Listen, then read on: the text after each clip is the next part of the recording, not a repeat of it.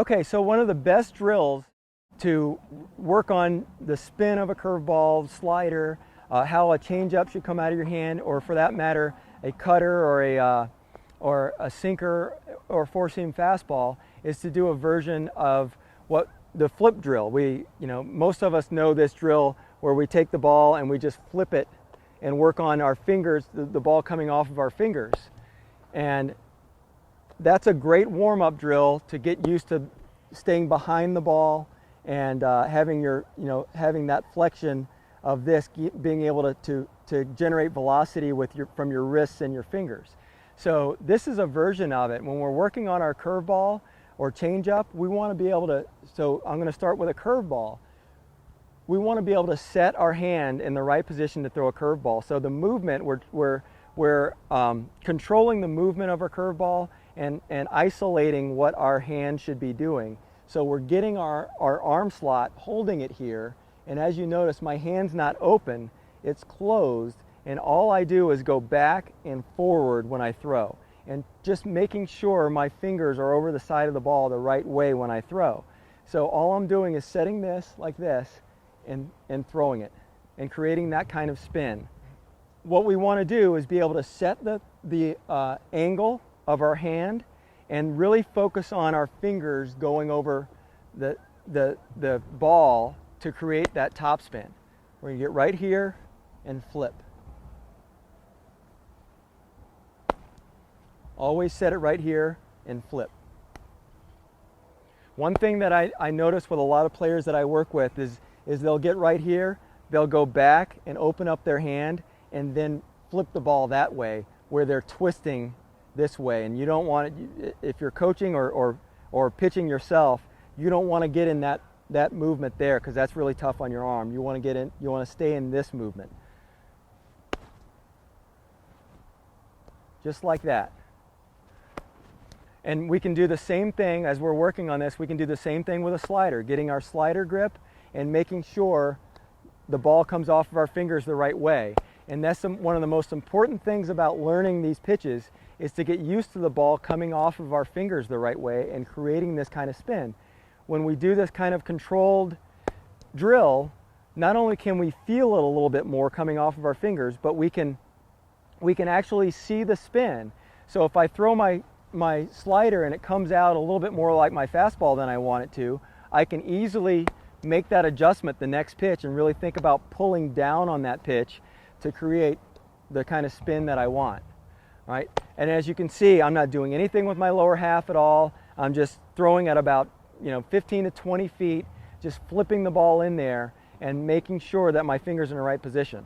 Now from here, as we develop this pitch and we get used to the feel coming off of our fingers, feel the ball coming off of our fingers, now we back up just slightly and we get in a position where we're throwing at about 25 to 30 feet maybe, and we get sideways, and all we do now is just create a little bit more of a normal arm stroke, and then we keep going and throw our curveball and our changeup and our slider, and we keep going back, a little bit farther back, and now we're actually just playing catch. We're getting sideways and playing catch that way with our changeup and our curveball and our slider. It is one of the best ways to develop our pitches, starting at about 15 feet with our feet square here, working on that ball coming off of our fingers the right way.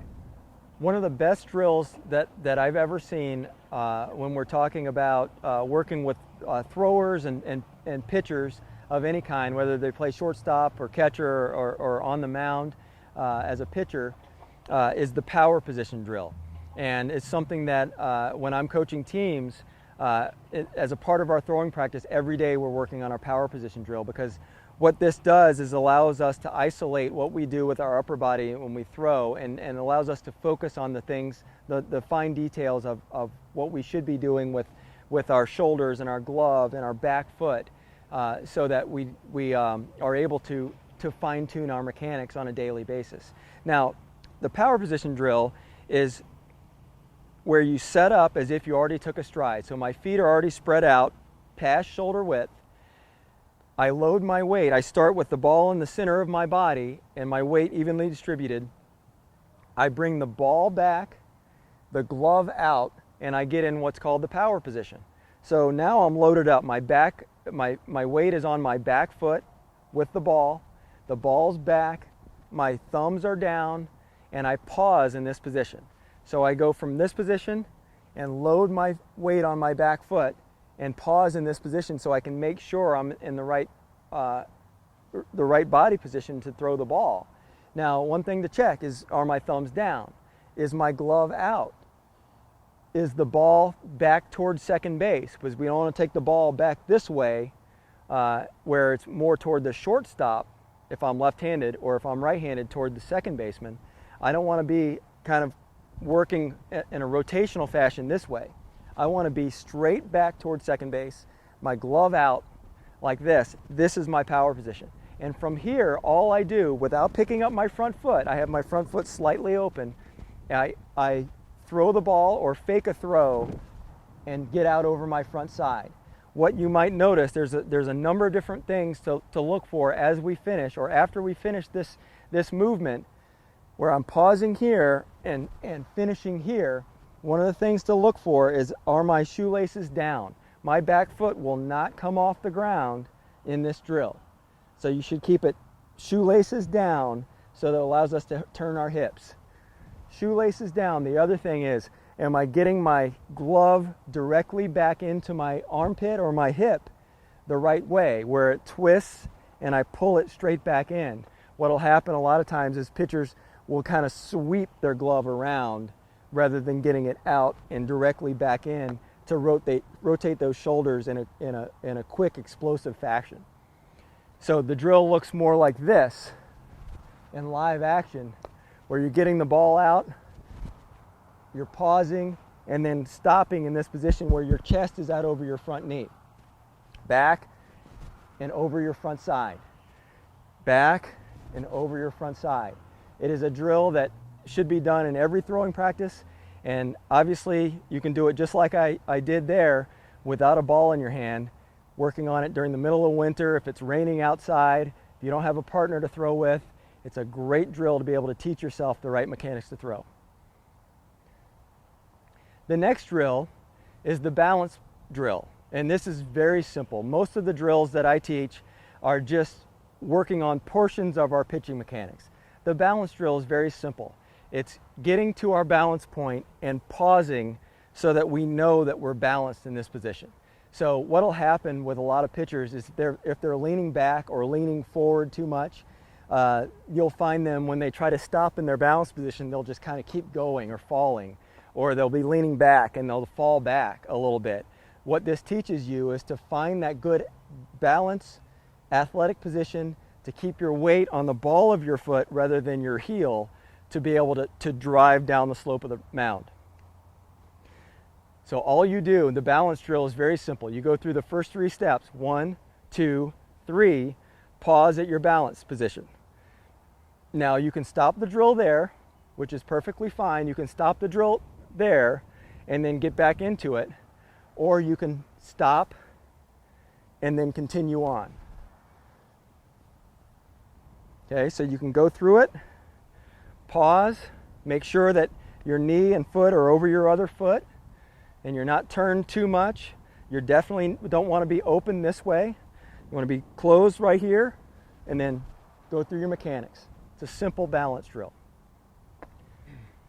The next drill is an extension off the balance drill, where you get into your balance and then go down, out into your power position. We talked about the power position drill before. We're going to combine the power position drill and the balance drill into one, so that we know that we're in the right balance position and then getting in the right power position. What you'll find, a lot of pitchers, when we are so used to pushing off and maybe getting ahead of ourselves or jumping toward the home plate, is that we get into our balance position and then go like this, and we end up with our weight on our front foot. It's great to be able to isolate our mechanics and work through our mechanics in small bits, so that we can find different flaws in our mechanics. So we can teach ourselves, instead of going this way, we can make that adjustment to where we're staying back. And that's where we want to be. We want to be able to get to our balance position correctly, get down, out into our power position the right way. And then from here, throwing the ball. That's the balance to power position. Okay, there's a couple of different drills that you can do to overcome a kind of a flaw in your mechanics. One is if you have that toe that kind of points out a little bit too soon and kind of rotates too soon, you don't want that to happen because your hips open up a little too soon before you throw the ball. So I call this the kind of the pitcher, I don't know what the name of it is, but the pitcher's skating drill. All right, so you go up, down, and out, and you keep your feet closed toward the target, almost like when you hit. You know, obviously you don't want to hit like this. If you're left-handed, you don't want to open up that front foot too soon. So all this is going out, down, and doing this almost a skater's drill, like this.